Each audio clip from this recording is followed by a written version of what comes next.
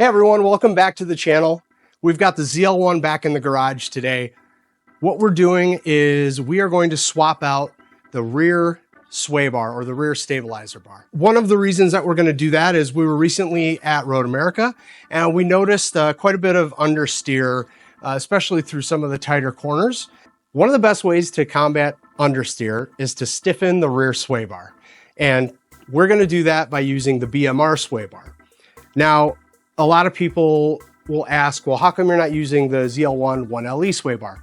This is a standard ZL1 with the 1LE Aero, but it has the mag ride suspension and the sway bar from the ZL1, which is the same as the SS1LE, in case you're wondering. The ZL1 sway bar and the SS1LE sway bar are actually 5% stiffer than the ZL1 1LE sway bar in its stiffest setting. So the range on that is between 35% and 5% stiffer by using the OEM bar. The BMR bar that we chose changes the stiffness strength by 125% over the OEM bar. So it's going to be quite significant. Follow me to the bench. I'll show you the tools that we need to do this swap and the steps that are needed to get this going. Come on.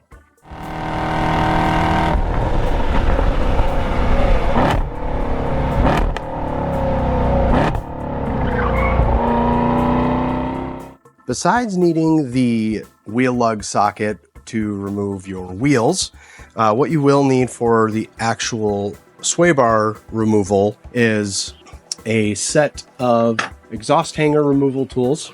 If you don't have this, you can use a pair of pliers and a lot of hope and struggling. You'll also want a pair of vice grips. This will help hold the end link bolt on. And then you'll want a 15mm wrench, speed wrench, or ratcheting wrench to help remove the nut off of the end link. On the sway bar itself, you'll want some sort of removal tool. There is a cable that runs across the top driver's side sway bar bolt.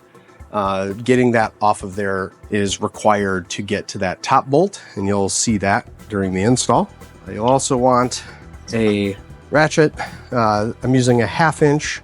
You're going to need a 10mm socket for the sway bar bracket bolts, and then a 15mm socket will come in handy to do the rear exhaust hangers on the rear bumper, and then a 3-inch extension should do it. Now, I'm also going to use some battery power where needed to quickly get the sway bar brackets off, and then a shorter 1/2 inch drive torque wrench so that we can torque all of the items back to spec to put the new sway bar in. That's it. Let's go ahead and get started. So car's already lifted. If you need help on how to lift a car, I have a video on how to put like the lift pads in. You can find that up over here. So first thing we're going to do is we're going to get the wheels off because we do need to get to the sway bar end links. Get going on that. Okay, first thing we want to do is locate the end link. So the end link is right here. If you find the OEM sway bar, follow it towards the rotor, you'll see the end link. This is a 15mm bolt. And if your end link bolt starts rotating here, you can get a set of pliers or vice grips to hold this in place to keep that from rotating.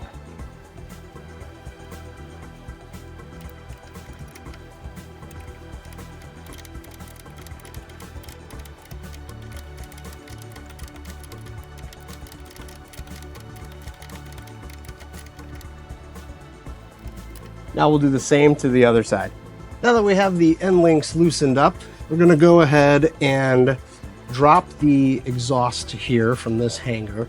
Now, in order to do that, I'm going to give it a little bit of lube with some WD-40, or in this case, I have some PB Blaster. Don't need a whole lot. Do the same to the other side. Then using a set of exhaust hanger removal tools, we can push this off. If you don't have these, you can also use a pair of wrench or a pair of pliers or anything to help get these off. There we go. Just need a little wiggle, wiggle, wiggle.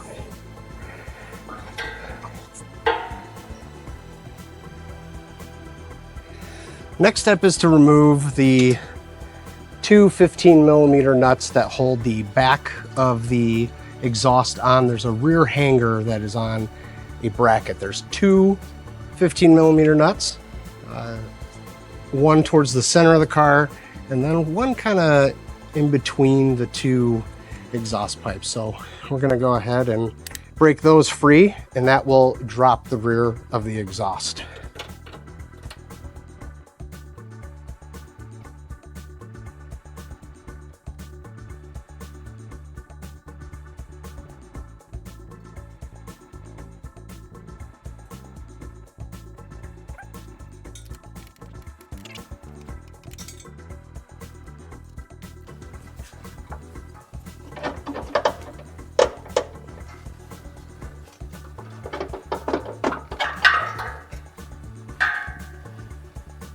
All right, now that we have the end links loose, the exhaust hangers loose so that the exhaust is hanging down a bit, you can see it's off of the rubber isolator here.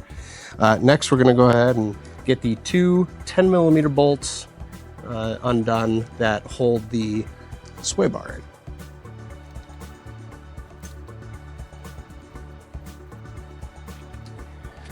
Now the top bolt is a bit harder to get to. There is bulky harness here that's in the way, so we need to clear that to get to that top bolt.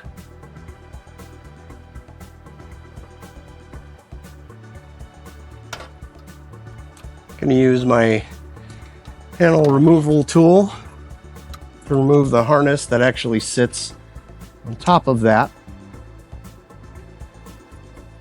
We'll rotate that out of the way. You can also pull it down from this opening here to give you some more flexibility. And now you should be able to get to that 10mm bolt.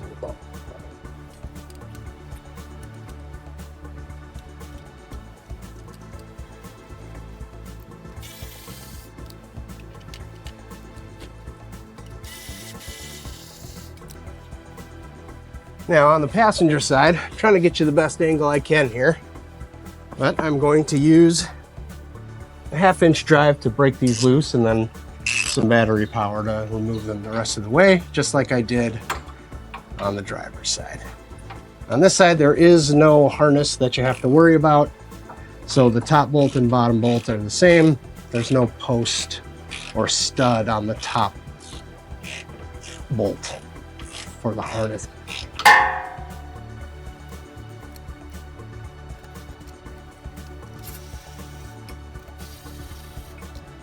All right, now that we've got those bolts loose, this sway bar is trying to come off on its own. We just need to free it from the end links and then try to shimmy it out.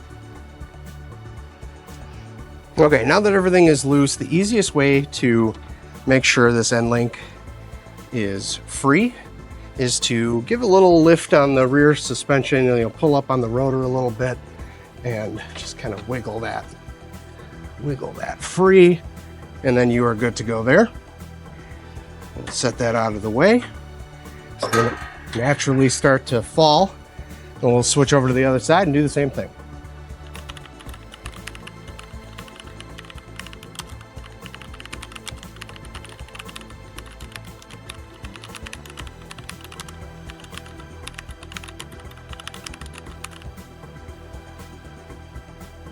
All right, now that we have the OEM sway bar out, we are going to feed the BMR back in. I'm going to have Matt feeding it in from the passenger side. I'm going to pull down on the exhaust to give us a little bit more extra clearance. We just need to be clear of these exhaust rubber hangers and just kind of focus on not hitting too much of everything else under here. I'm going to feed it through, watching for any of the electronic harnesses or the for the diff. Well, we've got it past those.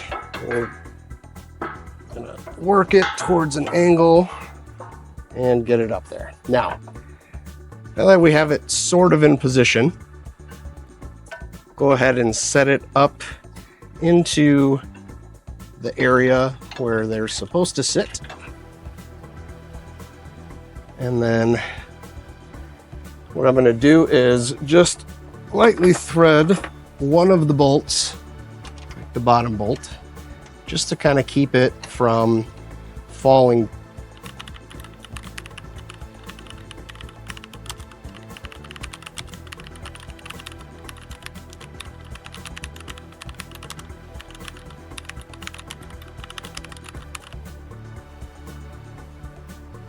All right, so we're on the driver's side here. We've got the end link bolt, and then we have the sway bar itself.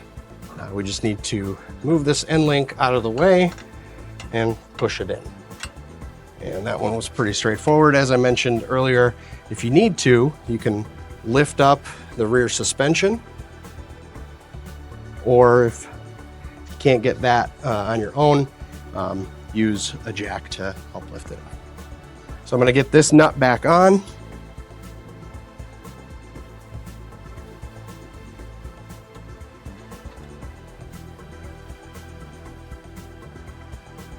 And again, I'm going to use a set of vice grips to hold the end link side tight while I tighten the other side to 35 foot-pounds.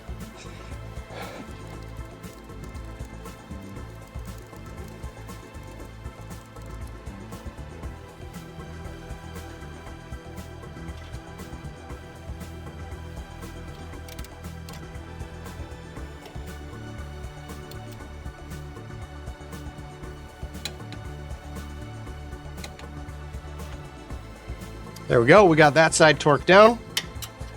So now I'm going to throw that and then go to the other side. Okay, now that the end links are in, we're gonna go ahead and get the brackets for the sway bar back onto the chassis. And those are also going to get torqued down to 35 foot-pounds.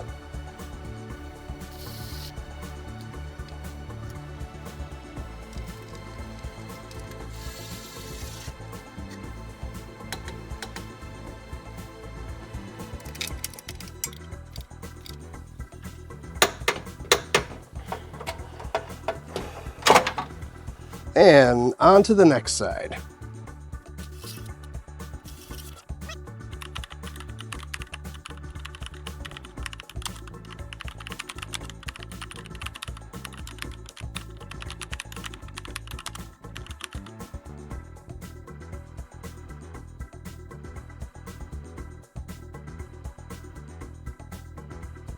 So that's it. We're all set. We've got the new BMR sway bar in, and we're ready to go. I can't wait till we get back out on track and really test the difference here, but I'm sure we'll even be able to feel it out on the street. We just got to throw the tires back on and we're ready to go. Till next time, till the next project, we'll see you then.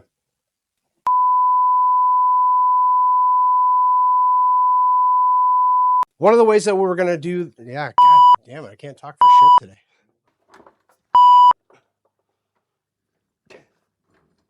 One of the best ways to combat over fucking A. I can't see the hole. Save that for the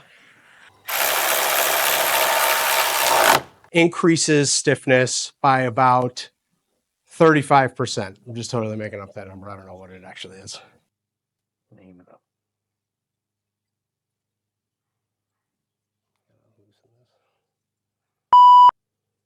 125? That's what it says. Jesus Christ. That's amazing. For fuck's sake. Who's out this much on a Sunday? Get off my street. Bruh. What is happening?